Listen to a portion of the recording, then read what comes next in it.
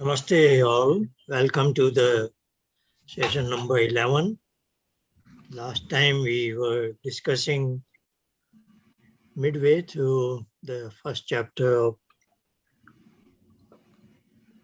Yoga Sutra. After the discussion on Ishwar Paridhan 2 weeks ago, last week we started from number 29. That this scheme is very comprehensive. It takes you deep inside where you are and in company of that Supreme Consciousness, as well as the journey is so completed that you are unaware of obstacles because you were just gliding through it probably. Then it describes those 9 obstacles which otherwise one is likely to see. Those 9 obstacles also cause some sort of unrest, mental sort of not feeling good, ang mejayatva, trembling of the body, and when you sigh a kind of long breath, and also give rise to chittavritti vikshep, means it's opposite of getting into yoga. To get rid of them, we have to do practice of one focus, ek tattva abhyas. And then the onset of this journey is well commenced if in your day-to-day life you interact with others in a positive manner. We have discussed this.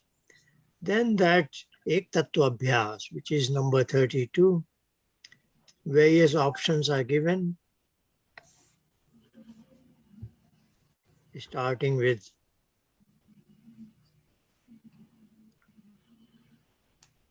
when you do a out breath, that very last, at the end of it, you have a kind of mind screen which is blank. That mind screen can be utilized to superimpose for your practice of meditation. The word meditation will come slightly later. Otherwise, if you have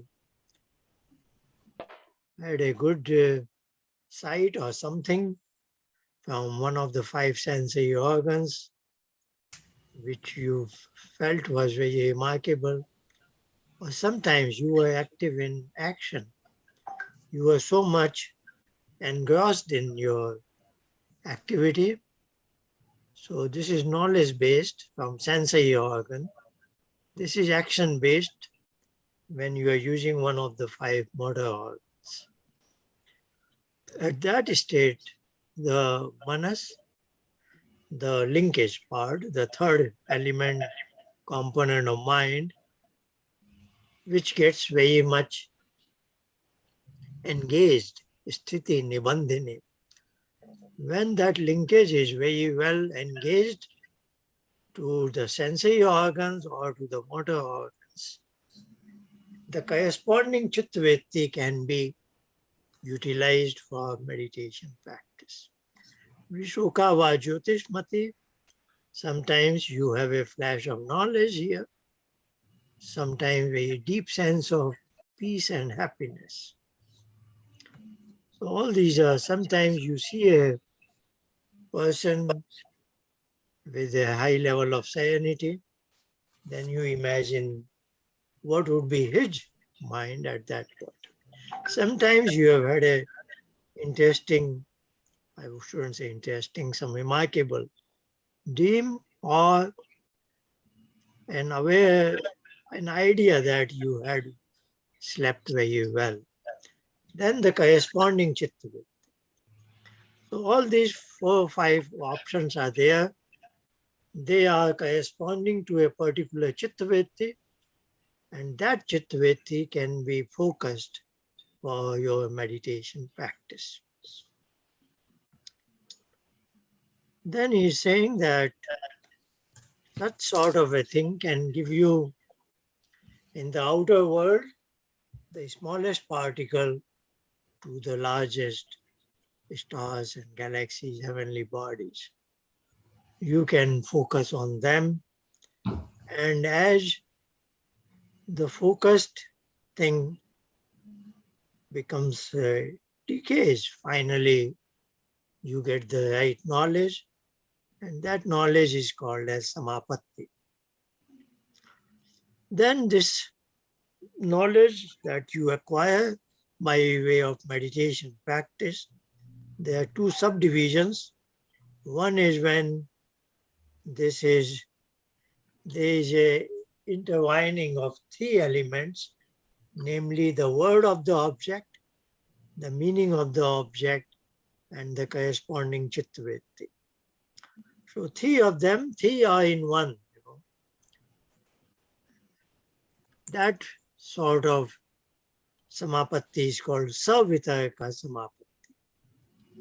Then further on, when you are lost into just the object of interest and you are not aware of the corresponding word, know that you went through that stage through a chittavritti. That chittavritti is very much there, but you are not aware of that. Then it is nirvitarak samapatti, which is at a higher level than savitarak samapatti. Today we begin from number 44. What he's saying is tayev, likewise, just like savitarak and nirvitarak, now we have savichaya and nirvichaya, corresponding to sukshma vishaya. If you remember our Samkhya diagram, then the right side on the upper arm was Panchbhut, five gross elements. The visible world is made out of that. Now the subtle elements are all on the diagram. Five subtle elements and our organs and all that. When we say our organs, in Samkhya diagram, they are called as Indriya. But the chakshu is the word for the sight organ. That is a inlet port at the linkage level. Now the outer, what we call eyes, in Sanskrit we call it netra or nayan. While chakshu is that inlet port, that is the sensory organ, indriya. This is called as indriya golak. This is, the body organ related to that sensory organ. Eyes are not quite sensory organs. Chakshu is the sensory organ. These are slight. So chakshu is a sukshma vishaya, meaning subtle elements that cannot be perceived by sensory organ. So all the boxes in our Samkhya diagram are sukshma vishaya, except for the right one on the top arm, which is Panchbhut, five gross elements. All are subtle elements, tinier than the gross elements. They are not resolvable. You cannot resolve them through our sensory organs. So, if the knowledge is pertained, the samapatti is pertaining to sukshma, it is called as savichaya and nirvichaya. So these two words are coming from previously in 1.17. I can show you. Sampajyat samadhi was vitark, vichar, anand, asmita. This was sampajyat samadhi. So vitark has given rise to savitark and nirvitark samapatti. And now he's saying that about subtle elements is savichara, nirvichara. Okay. So all the discussion on 42 and 43 about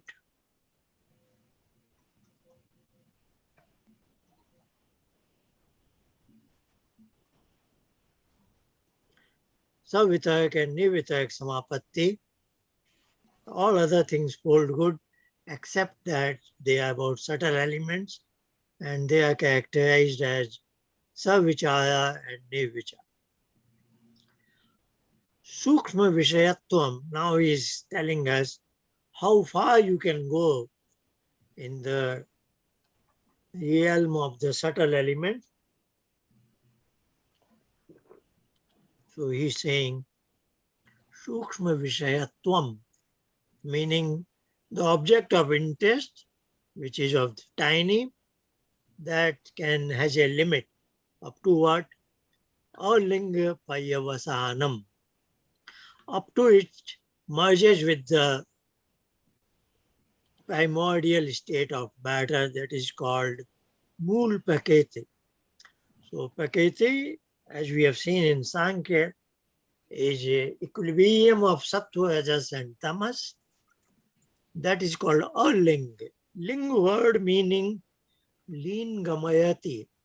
What further goes inside to its real cause.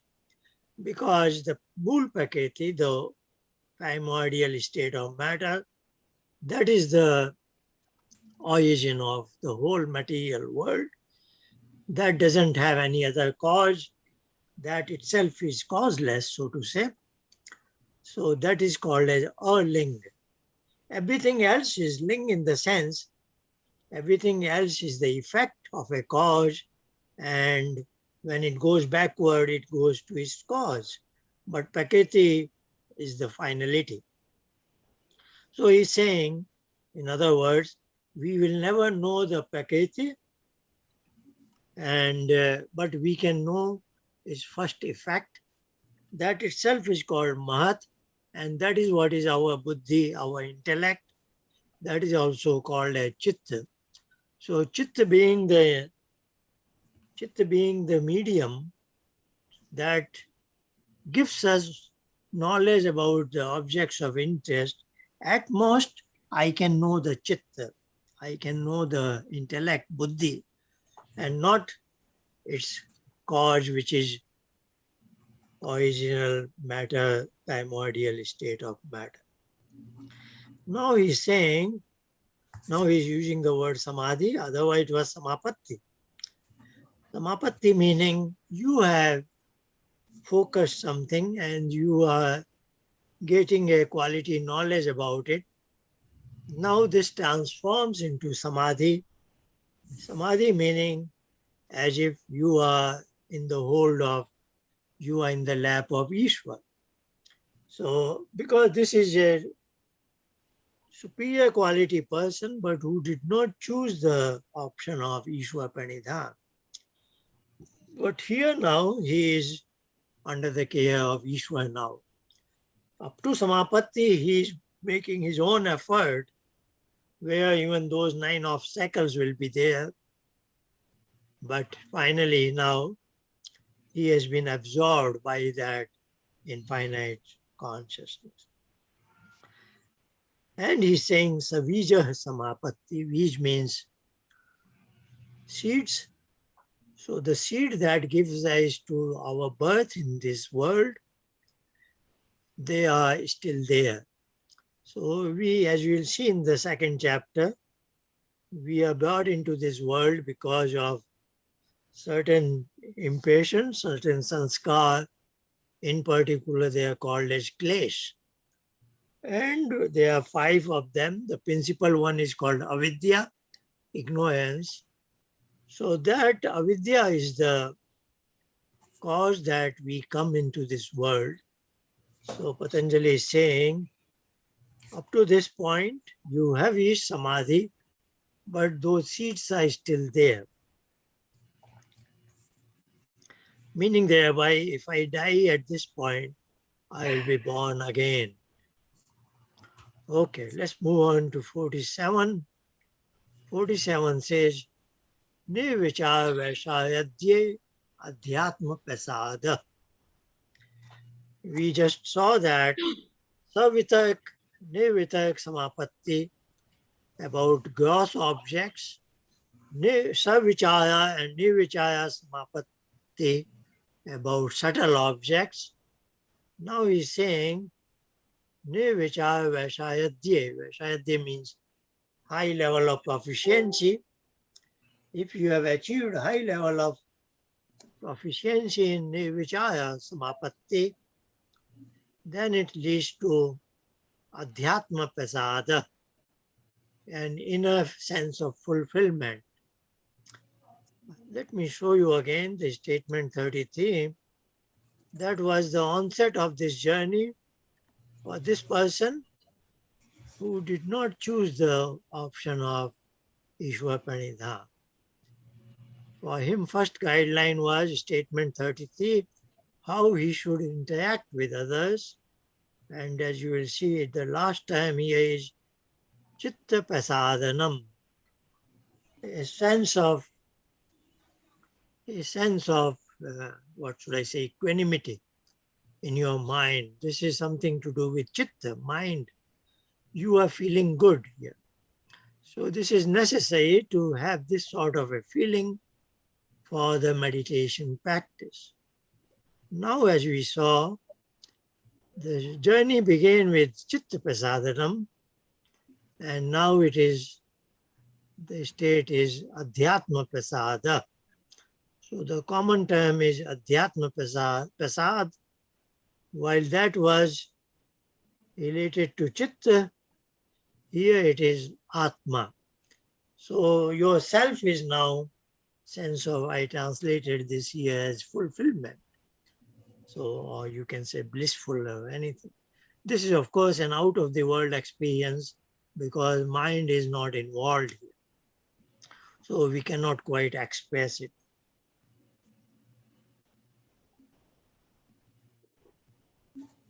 "48 is saying, Vitambhaya Tattva Prajna. Vitambhaya Tattva Prajna. Now he's saying Prajna is that flash of enlightenment. Of course, this is some Prajna Samadhi, we have seen it. So there is an enlightenment.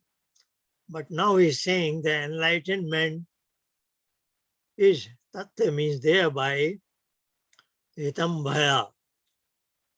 Anything that person desires to know, he gets to know it. So Bhaya means it is a storage, it is a vessel.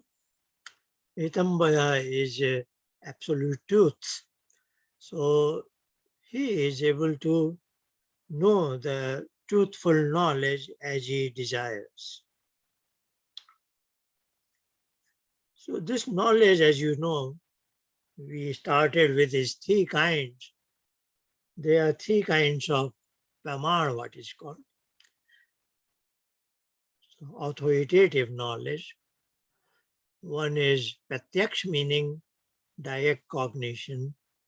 Anuman, meaning inference.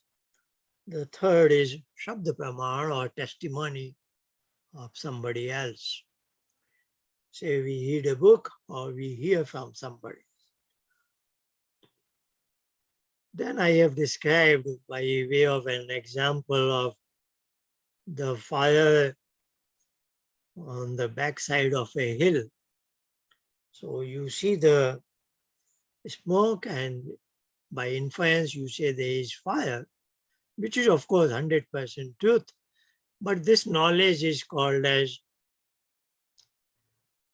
samanya. You just know that general characteristics of the fire, that there is smoke. You don't have vishesh jnana, the specificity. You don't know how big area is engulfed by the fire, how high are the flames, and so on. So now he's saying in statement 49 that this knowledge, which he has described 48, is visheshat, means as if it is pratyaksha. So the whole statement goes like Shrut Anuman overheard or by inference, Pajyabhyam, this enlightenment knowledge, Annivishya, all the objects of interest, Vishesharthatvat, they have their specificity. That means, though what you had heard or what you had got to know by inference, now they graduate to become with specific parameters. So as if they are now your pratyaksha knowledge, as if you have got direct cognition of those objects of interest. Number 50 says that ja is for janma, giving birth. That gives rise to sanskar. So anything that you come to know, of course, this knowledge is finally appearing on your chitta. And once it appears on your chitta, this will have a copy in your ahankar. And that copy is called sanskar. So he's saying this sort of what is happening gives rise to certain sanskar, anya sanskar pratibandhi. They are countering the other sanskars in your mind, the deposits that you have been carrying. So what he's saying is, not only you get new insights and new knowledge, this gives rise to certain things that are as if they are burning away the previous deposits. Anya sanskar pratibandhi. Then he says, as this exercise goes further, tasyapi niyodhe, and even this sort of a new insights and all this, if you subdue them also, sampajyat yoga, now you say, you get away. So, like we heard in 117 and 118, beyond the sampajyat yoga is asampajyat yoga, when the self and the mind are unperturbed. Self is always unperturbed, but mind is also unperturbed. There is nothing happening on it. Both are in their raw state. Niyod means to subdue it. And once you have reached there, sarva niyodhan, all things are subdued. Then you have finally a samadhi which is called nivij samadhi, when those seeds are no more there. So 50th was describing how those seeds are being countered, and having burned them or countering them or dislodging them, whatever you call them, you are now seedless samadhi. That is the finality of the human life as far as the objective of human life is concerned. That has been gained. This state is called Kat-Katyata. Kat means whatever was supposed to be done, Kat, I have done it. So I have done what I was supposed to do in this world. So this is Kat-Katyata. Now, this person is called Jivan Mukta.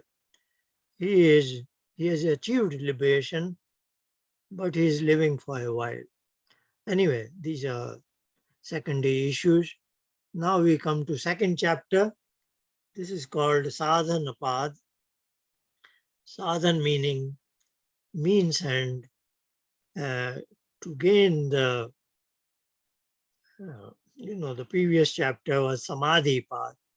That was for superior quality people. Now this is coming for medium quality people, where klesh is significant, whereas in superior quality people, klesh was very, very tiny.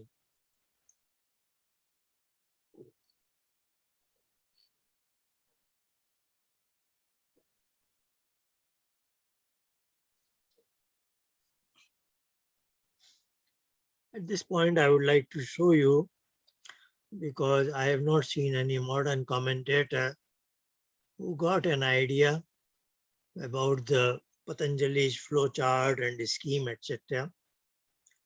That is a very sad story, but I will show you something that is so obvious, and it baffles my mind. How did people miss it out?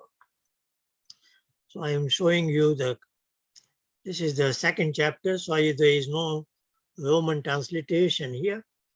I'm sorry about that, but this has been sent to you. Commentary by Vyas on Patanjali Yoga Sutra. The title, if you can see it, this is now begins the second chapter called Sadhana Path. Very first statement is appearing below. Where my cursor is moving, that is first statement. And we will revert to Patanjali Yoga Sutra in a moment. I just want to show you, even before he comments on this, he writes a short sentence here. Where my cursor is moving, I will just read out Uddishta Samahit Chittasya Yoga. He is saying the first chapter has already taught us yoga for those whose chitta is of superior quality.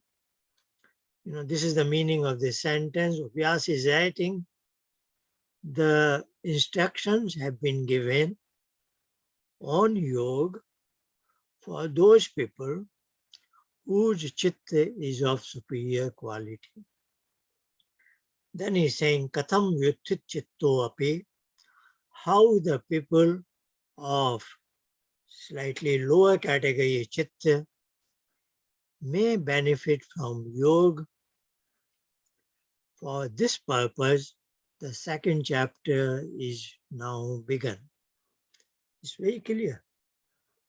Vyas is writing it very clear that for superior quality people, the instructions have been given. No more instructions are required. But those who are not in superior quality, they need some more instructions. And that's why this chapter is called Sadhana Path. Some more exercises are being provided so that you can qualify for the chapter 1. But even this hint, I have yet to see a book in Hindi or in English on yoga who understood that Patanjali has different prescriptions for different. This, I think, this is the first course in the modern history where we are doing justice to Patanjali, where we know what part of his book is meant for what kind of people. Okay, I go back to the Patanjali Yoga Sutra now. And you will see, just second statement in Patanjali Yoga Sutra. Patanjali is also saying this. I have no idea how people missed it. It's a terribly sad state of affair in the name of yoga. Okay, let's move on to Patanjali Yoga Sutra. Even if you don't have access to Vyas comment, you will see just in a minute. Patanjali is also throwing enough hint for any intelligent person to decipher that meaning. Let's go to statement 1, chapter 2. This is saying Tapa Swadhyay Ishwar Pranidhanani Kriya Yoga. Now he's defining another new term, namely Kriya Yoga. Unfortunately, some Hatha Yoga teachers have also hijacked this term. Very sad. Some days Hatha Yoga teacher, I don't know, he is from Mysore or what, he has branded his Hatha Yoga as Kriya Yoga somewhere. Anyway, nobody has patented all this. So we cannot do anything except diffusing the right knowledge as much as we can. So he's saying, he's now talking about He has talked about yoga for superior quality people. Now for the average quality people, or let me use the word medium, because Sanskrit term is madhyam. So madhyam and medium sound similar. So the medium quality people, he is giving a prescription of the Kriya Yoga. But please understand it this is very important. Let me say it clearly. Kriya Yoga is not full prescription. Kriya Yoga is an appendix to yoga. Having gained assimilated Kriya Yoga, you qualify for chapter 1, then you are supposed to benefit from chapter 1. Kriya Yoga itself is not complete. So for superior quality people, chapter 1 is complete. For medium quality people, they have to follow the instructions of Kriya Yoga first, and then they follow the instructions of chapter 1. I hope I have made myself clear. Now these are three elements: tapas, svadhyaya, ishwar pranidhan. Ishwar pranidhan we have discussed in chapter 1, which was actually tad japas tadat bhavanam, recitation of the sound. Oh, but it's not that kind of recitation. It's mental, and finally it takes you into that infinitive. So I have talked to you probably. There are 4 stages: the oral, the whispering, the mental recitation, and then finally it is recitation, but you are not reciting it. You are immersed in that infinite thing. Now, don't misunderstand it, Ishwar Pranidhan, as mere recitation, because the fourth stage is achieved only if you have really surrendered your life to him. Otherwise, you never achieve it. So it is not literally a recitation. It is a way of life that you lead a life as his servant, as his child, as his where you do every moment of your life is dedicated to him. So that is what is Ishwar Pranidhan. These are 2 new terms, tap and swadhyaya. Tapa meaning austerity, in the sense that external parameters, maybe it's too cold winter or too hot summer or whatever it is, you are not deviating from this path of yoga. And internal parameters could be like you are very excited, some good news, or you are let down, you have heard just some sort of a bad news. So whatever are external situations or internal situations, you are steadfast on the path of yoga. That is your mental steadfastness, so to say. Swadhyaya meaning self-study. You might have finished college and universities, but you are still interested in studying such as Samkhya and Yoga that pulls you in this direction. It also means study of self, a sense of introspection, like when you sit for meditation, why certain things come in your mind and why they don't vanish, why do they disturb you. So you try to understand your own self. Ishwar Pranidhan, I have already explained. So these are 3 elements. They are not like when you sit for meditation, they are 24/7. This is part of your life. If you want to move in this journey of yoga. Now the second statement, he is saying what benefit accrues from Kriya Yoga. He says there are twofold benefits, samadhi bhavanartha. First is you get interested in being with him, samadhi. Means just like a child is benefits from his mother's household, everything. He enjoys food and everything, but now he thinks, I want to be with my mother. I want to be in her lap, so to say. So that sort of a desire is samadhi bhava. Now this is significant. That's what I was hinted. Says klesh tanu karnathascha. I don't know why modern commentators, I don't think they can be pardoned easily.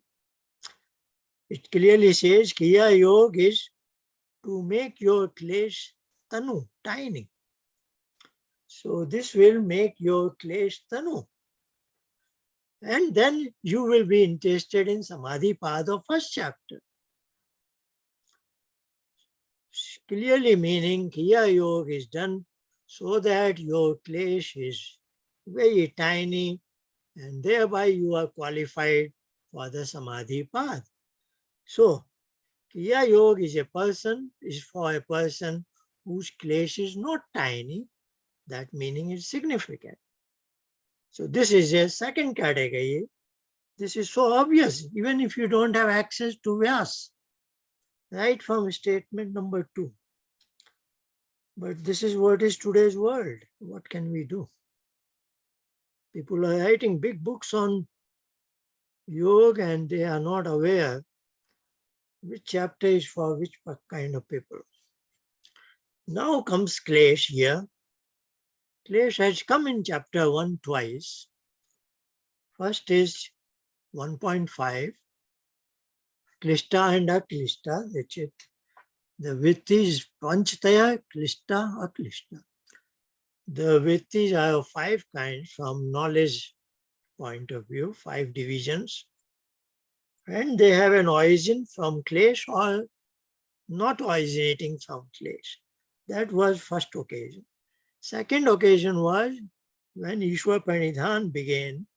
I think that is 1.20 or somewhere. Then he describes Ishwar as Klesh Karm Vipakashay Apayamrishta, meaning Ishwar is void of Klesh. Both occasions he was actually, Klesh was there, but it was more absence of Klesh. That was the context. So he did not care to describe what Klesh is. But now here, Klesh is very much present.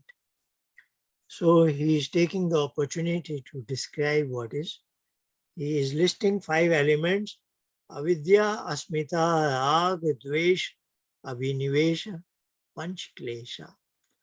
There are 5 members of this group called klesh, and they are avidya, asmita, rag, dvesh, abhinivesh.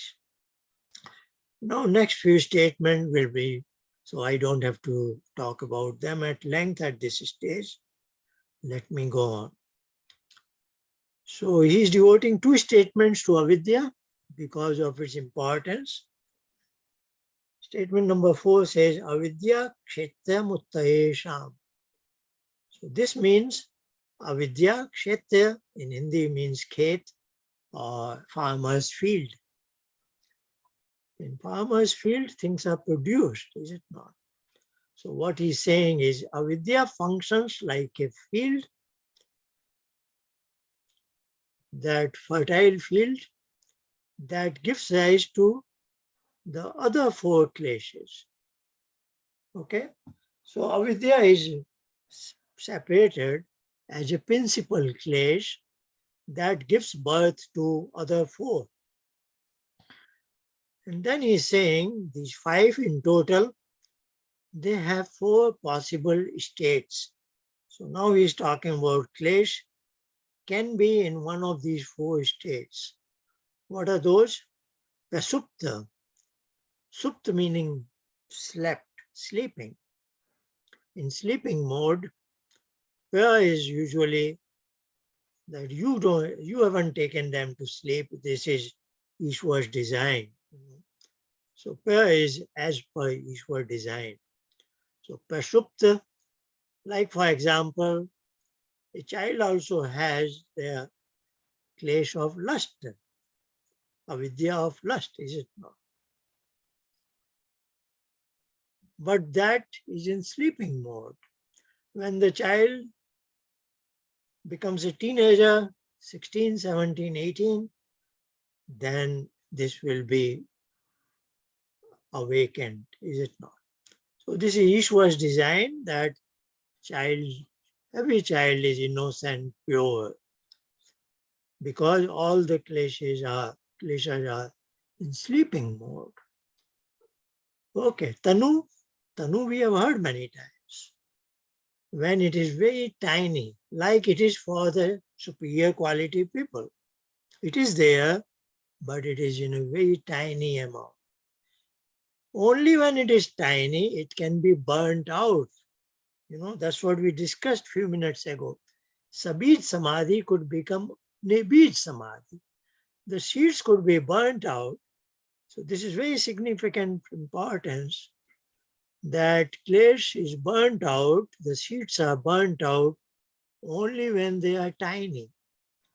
So that's why this Kriya Yoga is so that our klesh is tiny, and then when we do the Samadhi path instruction, then that will be burnt out. So now we hear the word Tanu again. In statement number 2 was, Kriya Yoga makes this klesh Tanu. So that chapter 2, it is no more Tanu. That's why we are doing Kriya Yoga. Okay. So status of kleshas we are discussing. They are in sleeping mode. They are very tiny. Now Vichinna means they have been overpowered. For example, they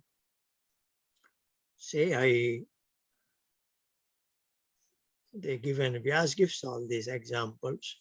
So somebody is looking at a young beautiful woman and has developed the sense of lust, what we call. Now this is a klesh. Now this has overpowered his anger. In other words, anger is also very much there, but it is not exhibited because that has been overshadowed by lust, is it not? It's not that anger is in sleeping mode or it is Tanu. It is very much there, but it is not functional mode because it has been overpowered by another klesh. Okay. So that is the example of Vichin. Udaharanam, Uda means this is functional. So like we exhibit certain kleshas at certain moments of our life when it is very much functional. So klesh is this, which, the story goes like, we have seen it one session before we started with Yog Darshan, because I wanted to, as an introduction to Yog Sutra, I wanted to say that Patanjali's three prescriptions. So three categories of people I was talking about. So medium and lower category number 2 and 3 are doing interested action, sakam karma, under the influence of rag dvesh. So if you remember, there were three pairs, rag dvesh.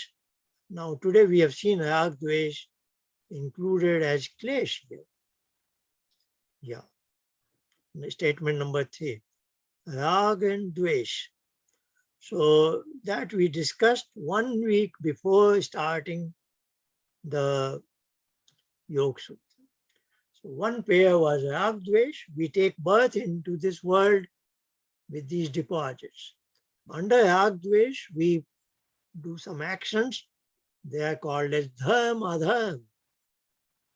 Noble, good acts, bad karma.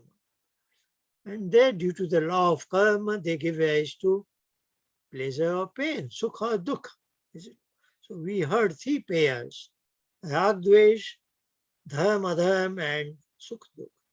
Now sukha dukkha, these are our experiences, bhog, they give rise to new sanskar of rag dvesh. So that was wheel of the universe. We have discussed it. So When they are functional mode, it is Udar. Now he is describing the character of Avidya. What is Avidya? Statement number 5. Anitya, Ashuchi, Dukha, Anatma. So there are 4 words on the first side. First, as if there are 2 columns. First column has 4 words: Anitya, Ashuchi, Dukha, Anatma. Then the second set of words are Nitya, Shuchi, Sukha, and Atma Khyati, Avidya. So Avidya, please understand it, is not absence of knowledge. Vidya meaning knowledge. I think I have talked about Vidya and Jnana. Both mean knowledge. Jnana, I have acquired my knowledge. Vidya, that is to be acquired, which is infinite. Is it? So Vidya is infinite knowledge that exists in the universe, and I am interested in knowing. Now, if there is absence of knowledge, we call it avidya. Avidya means absence of knowledge. But here avidya means wrong knowledge, means you know something, but you know different from what it is supposed to be. So that is called dushtajan. That is wrong knowledge. Like somebody becomes a suicide bomber.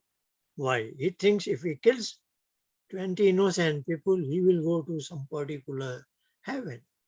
This is his wrong knowledge. This is not. So wrong knowledge may cause all kind of havocs that we know it. So even in anybody's personal life. So that's what avidya is all this about. So Vyas gives an example, certain examples, where he makes this sequence.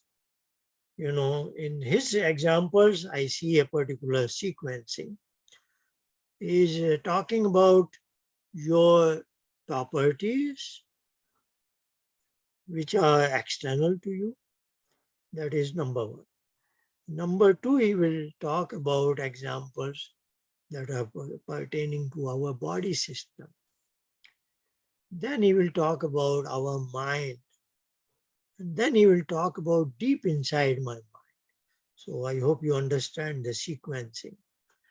Now, first he gives an example. Anitya, somebody has a lot of houses, buildings, mansions, bank accounts, and gold, jewelry, diamonds, whatever. And that person, he looks at his balance sheet every day and all that. He, in his mind, thinks all this will remain with him forever. That's the way he functions. That's why he has invested his life in gaining all those assets, is it not? So he may not say it, but his life says it, that he treats his assets as eternal. So what is it? Anitya means non-eternal, but he treats them as eternal. Ashuchi, as I said, now this is related to human body. So this is Vyasa example I have to give you. I like it or not, or you like it or not. He talks about beautiful women, and he says, as such we know it, the human body is a wire of all filthy things. So, but when we see a young beautiful woman, we forget it. And we find her desirable, we want to get her, so on and so forth, as if she is pure. So Ashuchi is impure, but we treat it as pure. So it's not that a woman is impure. What he's saying is female body. So, okay. Dukh. So certain, and dukh is sukh, like say diabetic. He has been told not to eat too much sugar and all this, but he's enjoying eating ice cream against the doctor's advice. So actually this will cause him pain, but he is treating as sukh. So dukh is being treated as sukh. That is another ignorance, avidya, is it not? So, but you will see this will be slightly later, maybe next week we'll see. From Patanjali's point of view, anything that we call as sukh is actually dukh. So that will be a statement we'll see slightly later. Anatma, what is unconscious? Now, as I said, sukh and dukh were pertaining to my mind. The shuchi and asuchi was pertaining to the human body. And now he's going to our intellect level, that deep inside the mind. He's saying, somebody treats that as the source origin of consciousness instead of myself being the source origin of consciousness. That also is avidya. So that way we'll say most of the modern scientists are avidya because they think consciousness not only from intellect but is coming from the brain. So everything is moving outward in present world. But that is unfortunate part. So this is all avidya, bad, wrong knowledge. And that gives rise to other four clash. I think I will go on very fast track. I will go very fast track. 6, 7, 8, 9. So I will finish maybe all the 5 clash. Okay, number 6. Avidya. Now next is asmita. Asmita here. Digdarshan Shaktyo Ekatmatev Asmita.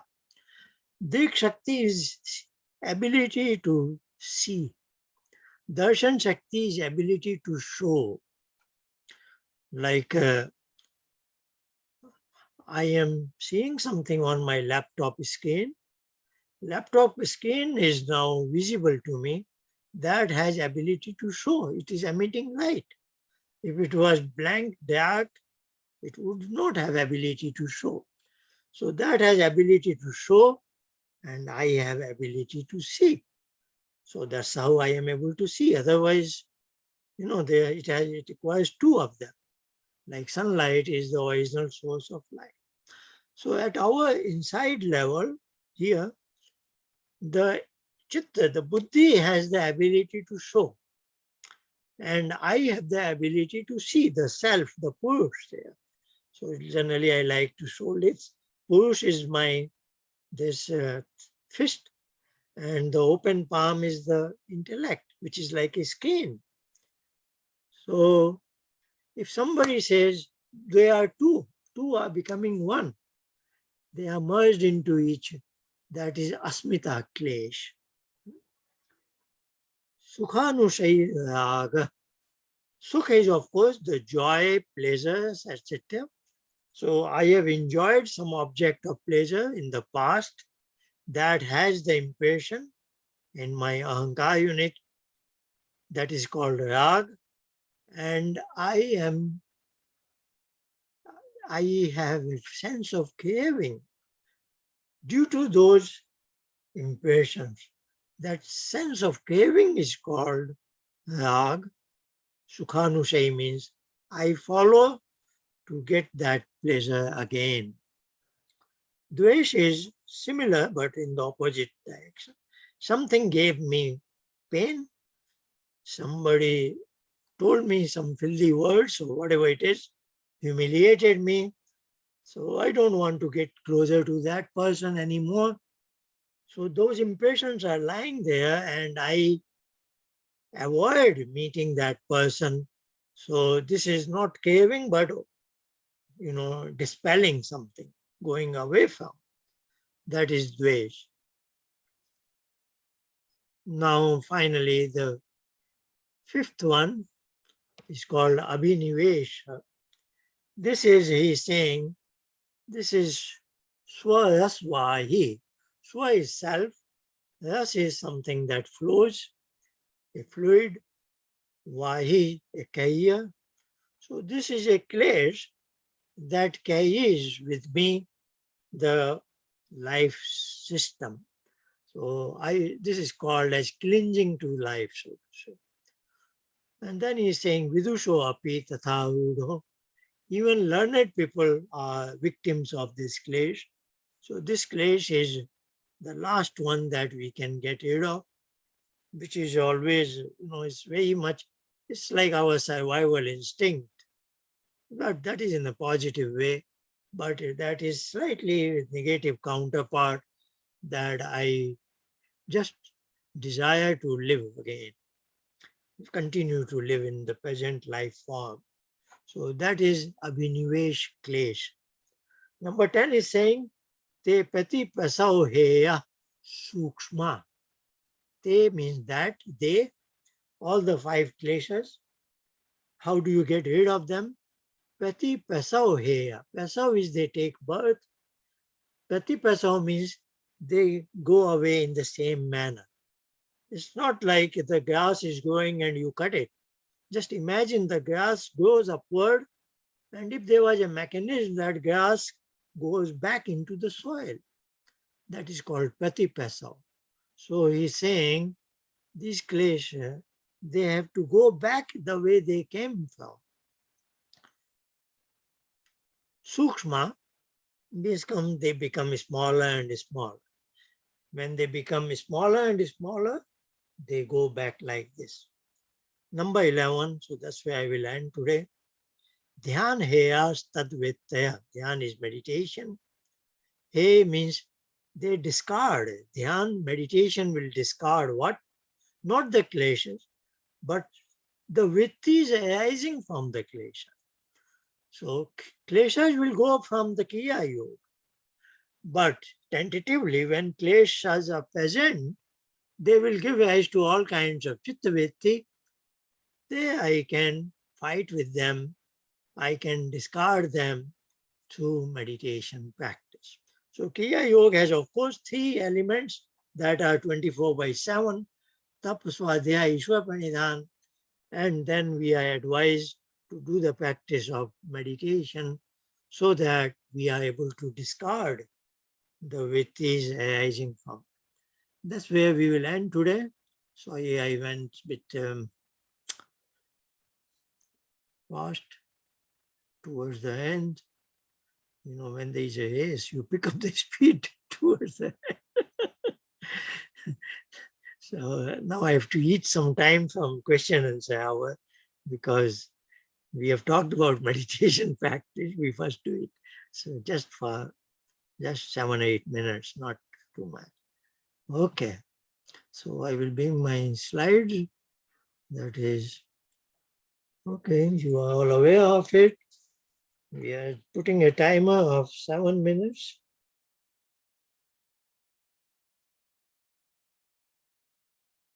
But until I will press the button when we are at step number 4, that is where the Antang Yoga begins, inner yoga, actual. Other things are peripheral. So let's do it now. Take a comfortable posture and feel good. And stay in that posture next 8 or 10 minutes. 3 sets of breathing. Breathe out.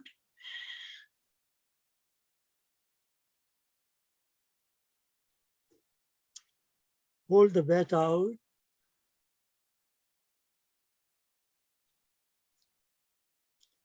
Breathe in.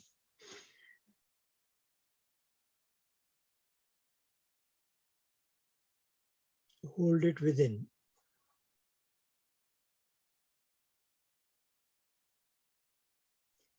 Deep breathe out, second cycle.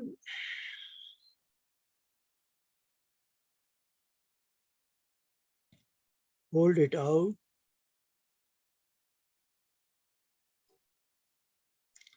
Deep breathe in.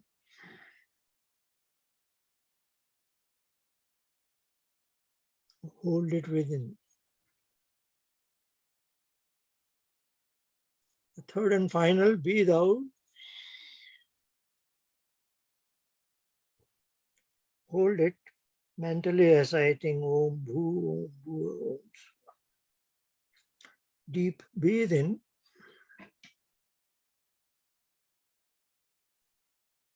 Om Bhu, Om Bhuva, Om Swaha, Om Maha, Om Jana, Om Tapa. That completes second step of disciplining our breathing. Now we must feel we are disconnected from our body and breathing domains. 3 times reciting that sound and then continuing with its mental recitation. Taking care no other image comes on our mind. Let me press the button and we are in meditation until my phone rings. Here begins. Om.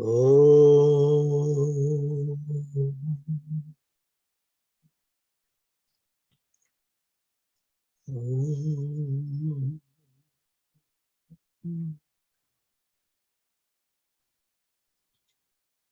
Om.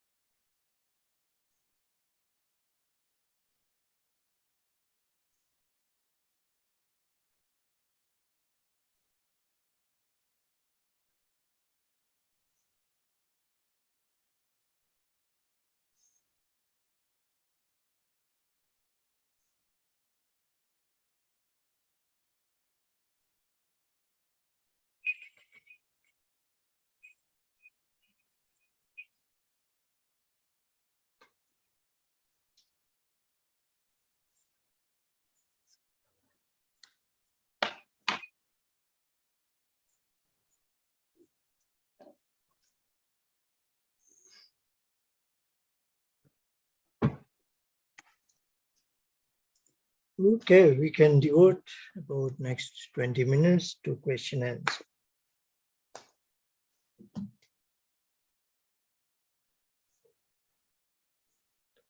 It could be very bad, primitive, Acharji, but something crossed my mind. The things we follow, yam, niyam, asan, pranayam, pratyahar. So in Ashtang Yoga, I'm sure, they all have been given, category wise. But words like Rechak, Purak, Stamb, Om Bhur, Om Bhua, these things also have been written, or these things have evolved over the time by knowledgeable people like you or Dayanand Saraswati ji? Because these things, they do not appear probably in Ishwar Pranidhan or Kriya Yoga per se. Both of them are separate. As we'll go later in second chapter, we'll see in pranayam the way it is described. That is not the name Rechak. These names don't mean anything, but the three types of pranayam have been described. Rechak, Purak, Stamb, all three. Yeah, all three are there. So these things are written down in yeah, but one of them we have already seen. Actually, that describes all what we saw last week. Prachadan vidaranabhyam va paranasya. That is saying, actually the Rechak part, deep breathe out, that is already, we have seen it. But the other two, in breath and holding it, that will be described when we later in the second chapter. But Acharji, it's a personal question. You are a practicing yogi for probably 40, 50 years. And I'm also practicing. Okay, I was not doing well for few years back until I met you. And I am following basically now whatever is being taught. But you being teacher, when you present it to us, you have to go through 1, 2, 3, 4. But is it wrong to go straight in Mansik Jap of Om? Because I normally go straight in the morning when I'm fresh. It takes me 1 minute to go into that, and then I don't need. I don't think I've ever done in last 2 years, and I straightway go to Om, Mansik Jap. Yeah, we have talked chapter 1 on yoga. We are now talking Kriya Yoga for medium category, and there is no asana, pranayam, pratyahar there. So, if you, in other words, I will say, not everybody has to go through asana, pranayam, pratyahar. Thank you. It hasn't come yet. In our study, it hasn't come yet. Because today I was doing, I thought Acharji every time says do this, but I said I never do it. And then I tried one. I said no. That's why we are always saying first, second, third, outer yoga, peripheral yoga. I always say that. Even today I said my timer began from step 4. Yeah. Step 1, 2, 3, we do not count as yoga actually.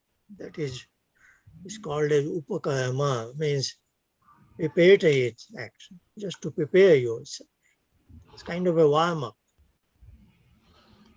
It may also mean that you have declared yourself as Uttam Purush. Excuse me? I'm telling KK Singh ji that it means that he has declared himself as an Uttam Purush. No, I've not declared, but I don't need it. I just go. I just go. So, and I've been trying hard for exact 60 minutes, but I open up 50, 55. So I wouldn't say it's a bad thing, but for somehow I've been trying very long, but different ways. And I met Acharyaji 3, 4 years, 5 years back also. And I was doing few things wrong. Like 2 years back, I used to do morning breathing exercises for half an hour, and then I'll sit in meditation. But I met Acharyaji, he changed my thing. He said, you do meditation and then do your balance. So these are, the I've been doing few wrong things, but I was trying to go there, but with a different name. So I'm not Uttam Purush, but this is And effortlessly you have become, I think.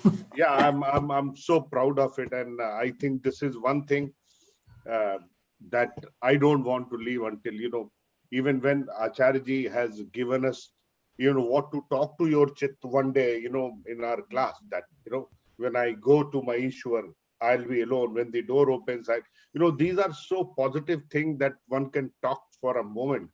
And even for my body, I thank God that giving me this sharir to doing karyam karma. And as long as I tell him, as long as you reside inside me as a prana, I will look after this body so that I can sit in Dhyana-Upasana every day. So these are such fine tuning that you learn from people like Acharyaji, but not Uttam Purush, but yes, right path. The path is decided.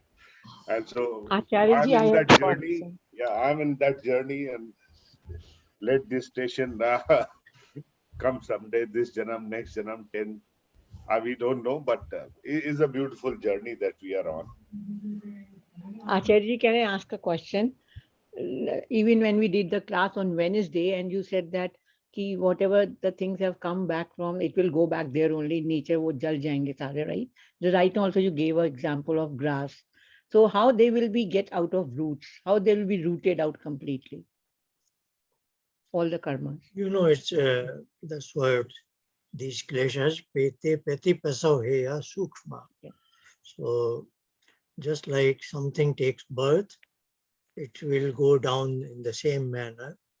And or it can, like it was said, klesh tanukarnathascha, means it will be made tiny. It is not saying it will be chopped off. So somehow something happens that they become as if they have decayed. But decay is not also a good word Right in word. the sense when it decays, it is getting older. When it is losing Roots. there is a word when a carpenter roughs the wood, say using a sandpaper, whatever it is, then a small layer of it is thrown outside. But that is also not valid here. So it's very difficult to describe that process. So if something was like this, it is becoming smaller, smaller, smaller. It's I don't know, in the worldly event, maybe we can think of an example. There should be So I happening. was just thinking, can it be rooted out completely from our blueprints, No, it vanishes, but it doesn't vanish like it is Okay. not going this way, it just vanishes down. Okay. Wherever it came from, it goes back. It will So vanish. I Then can only see it the is change. maybe samadhi. Yeah. No, I can see changes in your behavior, in your thought patterns and everything. But sometimes still, you remember. So I say, why this thought is coming to me? I always trace it back. You have to try your best not to get into that when you do that. Thank Yeah, you so much, Acharyaji. Thank you. thank you. Acharya, you just, every time I listen to you, I find something new in that. Aling, you said it has no cause. So it's basically cause and effect. So the real cause is Ishwar. So even Sat, Raj, Tam, which were the first in the Prakriti, are Ling only. They are not Aling. So Aling is only Ishwar. No, Aling is Ishwar as well as we are also Aling, means we don't vanish anywhere. So Only Purush. If we talk Purush, only Chaitanyata. So Ishwar and us without nature are Aling. yeah.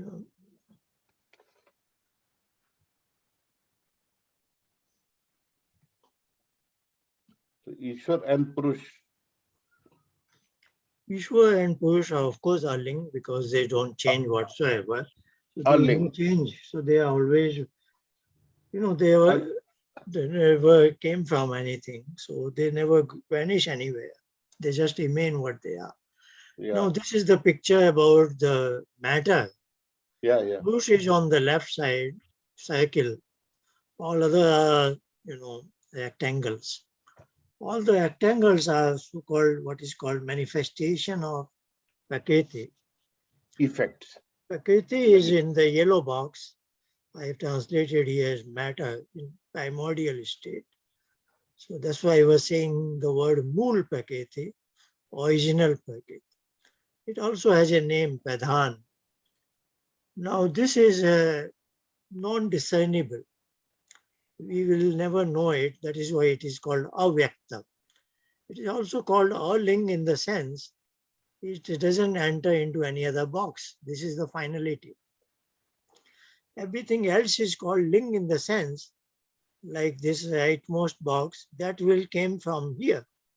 This came from here, this came from here. So, everything is an effect, they have a cause.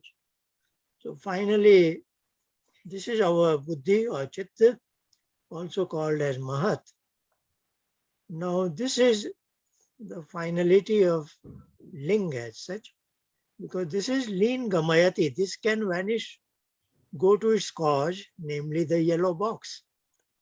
But yellow But- box has nothing else to go to. So this is a ling. Okay. And But since yellow box our, came from Ishwar. our I mean, instrument to know the anything, words- this can never know this. At most, I can know this in its raw state. So that's what was asampajyat samadhi. In sampajyat samadhi, like vitark, vichar, anand, this functions as an instrument and it displays something. But what it displays is that is not coming from my memory, but it is coming from out of the blue. So that is why it is sampajyat samadhi. So, it takes time to become familiar with this diagram. But in nutshell, it describes everything. No, I used to think that even the matter is ling, because it has been created, is the created No, by this the is creator. no. Otherwise, where did it come from? Otherwise, there is a question. There has to be a material cause. Matter has to come from somewhere. Ishwar cannot become matter. I cannot become matter. So matter has to have an independent existence in its primary form.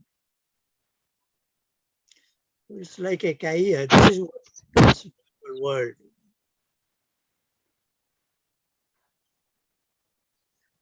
So it is basically the beginning. After Yeah. Ishwar, that's the beginning. So we can also treat it Yeah, as a link. we call it, he's efficient cause, he's the maker, but made out of something, and things are made out of matter. He's the maker. And then at our individual level, we have some authority over the matter. Like I have some authority over my hands. I have some authority over nearby things I can lift, etc. This is called as adhishtatyatva. So he is the presiding entity in the sense he has absolute authority over all matter, and we have what he has delegated to us. And that delegation is by way of what is called prana. So, through prana, I have delegated authority over matter to some extent. Our authority over matter is limited. But whatever authority I have, because prana is functioning, So this pranamaya course is very important. That enables me use my annamaya course and manomaya course. But prana that way, Acharyaji, I mean, that's like the mool. Prana is again very Ishwariya, because this is not visible. However, five. Yeah, you are right. So prana is another name of Ishwar. which gives me the power. Actually, Pran is his force to influence matter. Yeah. And then he's working in the background. The reason I am able to lift it is because within my system, Pran is working. And Pran is that his force, he lends it to me that in a limited sense, you do whatever you want to do. So, the mother gives a Lego box to her child. You make whatever you want to make. So otherwise, she says, I will take care of the whole house. But within this house, this is your room. You play around as you wish. But the child's play area is within the larger house, where his mother has the larger sense of authority. She has delegated some authority to the child. Okay, within this small area, you do whatever you want. Just a crude example. So he has full authority, and when we say my pranic forces are working, when I am alive for that matter, that is what life force is. He So lends this, that authority. Okay, actually it is his authority, but he says, you can do whatever you want. Background is his forces are working. So that's why we say pranic forces are background forces. so this pranic force is same as pranmay kosh in the sheets, in the 5 sheets that you talk about. Yes. Is it same as the pranmay kosh? Yeah. Actually, it is spread everywhere. Pran is working here also in my fingers because blood is flowing and many things are happening. But we notionally position it between Annamaya Kosh and Manomaya Kosh because pranic forces enable my body as well as my mind work. When I didn't come in my mother's womb, my mind was with me, but that was not functioning. But then is this pranic force matter would be considered as Prakriti or Ishwar? Prakriti, right, in the koshas? Pranamaya Kosh is actually a force. Force is not visible, force causes motion. Force causes movement. Like my respiratory system is working because somebody can feel chest is expanding, contracting. But chest expanding, contracting is a movement that is caused by a force. That force nobody can see. So Acharya, whether matter is there or not, but this force is always there. Force is always there. Manifest or This any force is there everywhere in the nature because yes, air is moving, water is moving, clouds are moving, yes. the earth is moving. So Pran is everywhere because Pran is nothing but Ishwar is causing movement into the matter. Ishwar is applying force, whether it is in atomic structure of electrons moving or the earth is moving. Ishwar is applying force on matter, causing matter to move. That is his manifestation as Pran. Now, otherwise he is there, but now we can see him present as Pran. Now that his ability of Pran in this small system, he gives me a delegated authority that I am working as if I am Ishwar within my body frame. I exercise my power to my body and mind, isn't it? I don't have my Pran. This is his Pran. He has lent it to me. Now Yes. I use them as if it is my Pran, is it? Yeah. But in Samkhya, like how you mentioned Ishwar and Prakriti, there are two things. So where do you classify the pran? Pran is the interaction between Ishwar and Prakriti. Okay. Interactive force that causes matter to behave the way it behaves. You know, Acharya, your Otherwise, last. it is in Prakriti, what we say, Sattva, Jas, Tamas, Samya, Vishta. The state of matter in Prakriti is, it is in equilibrium when nothing is happening. So like you are now working on Sushupti. In Sushupti, what happens? As far as our body and mind are function, they are stationary. They do not exhibit any movement at all.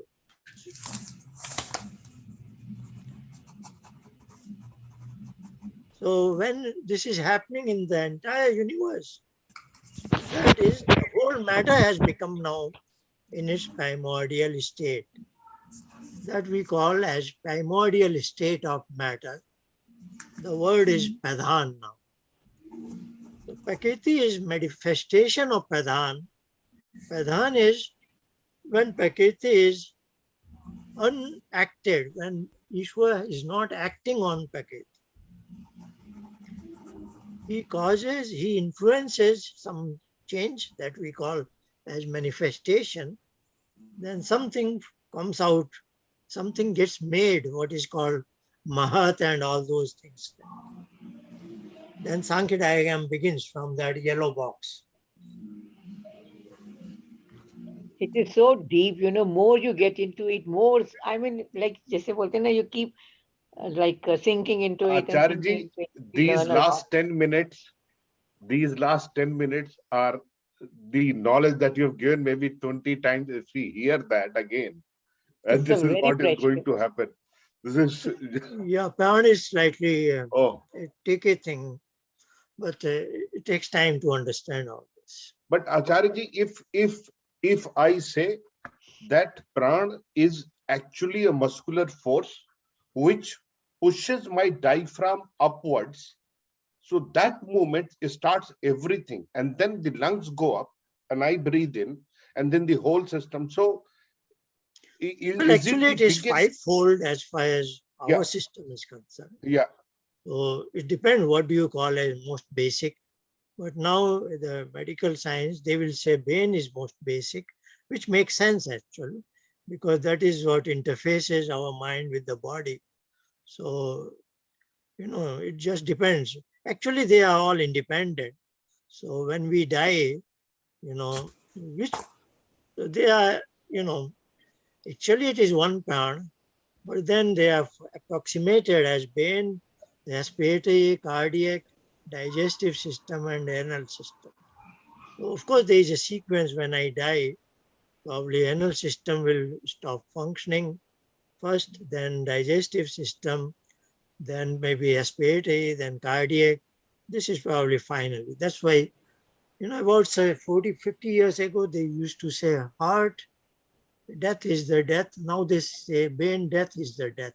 Yeah. So it just depends. It's actually it is one prana, but it works in us as 5 centers. But when I used to correlate with the Pranav Dhwani.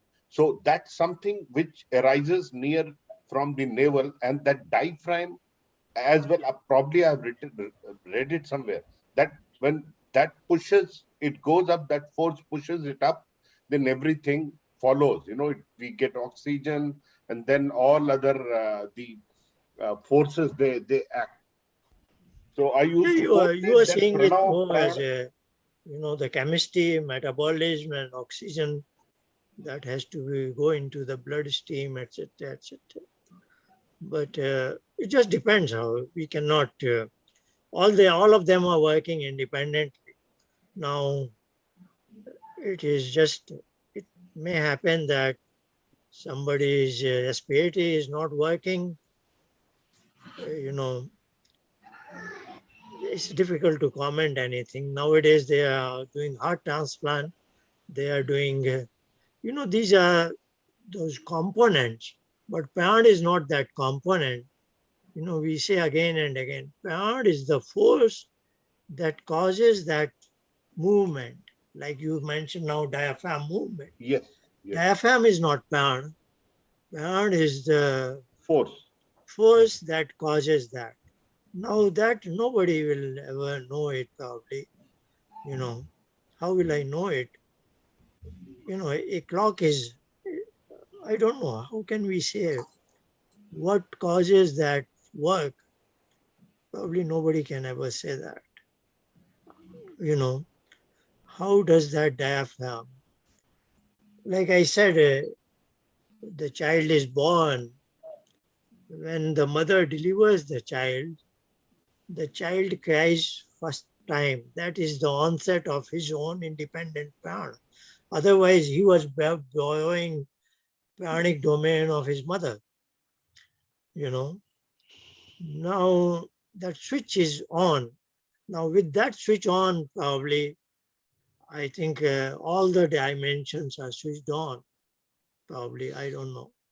Otherwise, his mother's blood was flowing through her navel area and all that.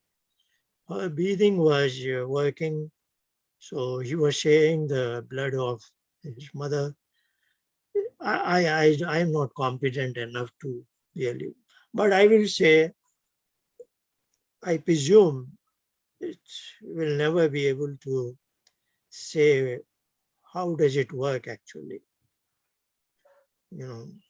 It works, but where does it begin? And because we cannot see the force. Yeah. Yeah. He is invisible. You can see me pushing a chair, but you cannot see him pushing the electrons. It's as simple as that.